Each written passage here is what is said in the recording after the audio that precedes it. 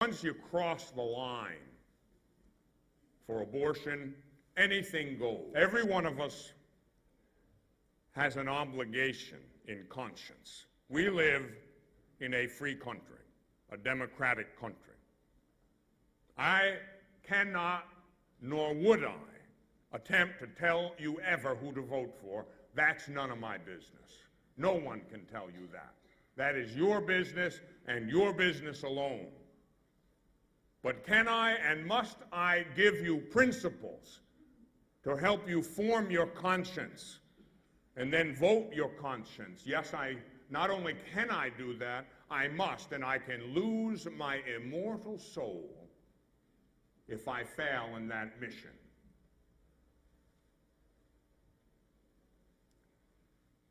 A Catholic is elected to office. And I assure you that part of the reason he was elected to office is because he was Catholic. Catholics voted for him. Does he believe what the Catholic Church believes? Now, a person who makes the specious appeal to personally believing one thing, but politically acting in another way, that's a real strange form of political and moral schizophrenia. If that's a dual personality if I ever saw one.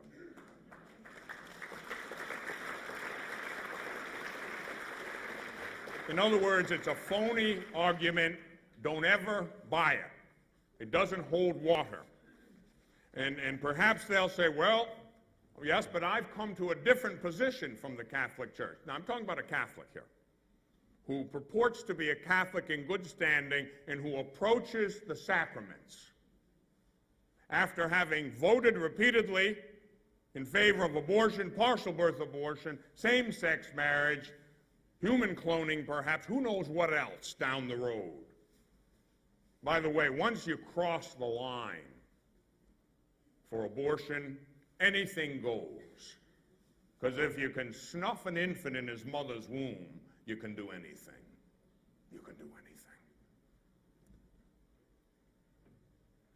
And so what shall we think? Mr. Catholic politician, he claims to be a good Catholic, and yet, well, I've come to a different position than the Church. I've thought about it, and my conscience says that I can do this. I feel the woman has a right. You crossed over the line. You don't accept the teaching of the Church. That is an essential teaching of the Church, the teaching on life, the teaching that abortion is intrinsically evil, never permissible under any circumstances. You reject that. Let me give you the formal definition of heresy. An obstinate post-baptismal denial of some element of faith and morals which must be accepted with divine and Catholic faith, or an obstinate doubt concerning same. And the penalty for it is automatic excommunication. And it doesn't require the act of a bishop. It's a late sententiae excommunication. Ipso facto, the act in itself triggers it.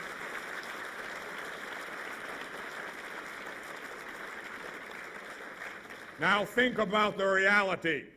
Powerful senators and congressmen, even perhaps presidents, and they promote, they facilitate, they collaborate in, they're accomplices to the heinous crime of abortion. Their vote contributed materially to the demise of countless children in this horrible atrocity. It's a Holocaust beyond imagination, and we said never again. And here we have another class of persons brutally discriminated against. What is the status of those politicians? Oh, they say, well, you don't know the state of their soul. That's true, absolutely speaking. God knows, right? God knows. But what do I know? Well, I know they're Catholic. I know they're approaching the sacraments. I know that they have a chronic problem with promoting things that are grossly and intrinsically evil. The scandal which they give is public. Hence, the redress must be public. You cannot have public scandal without having public redress. You cannot make a specious appeal.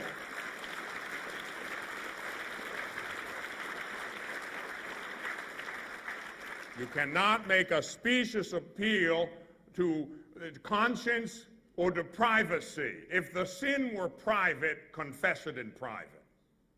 I don't have a problem with you. Not at all. But when year after year, vote after vote,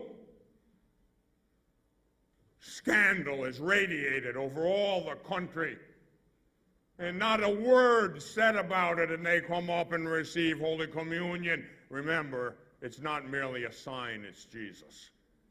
And to receive him in anything less than a state of grace is a horrible sacrilege.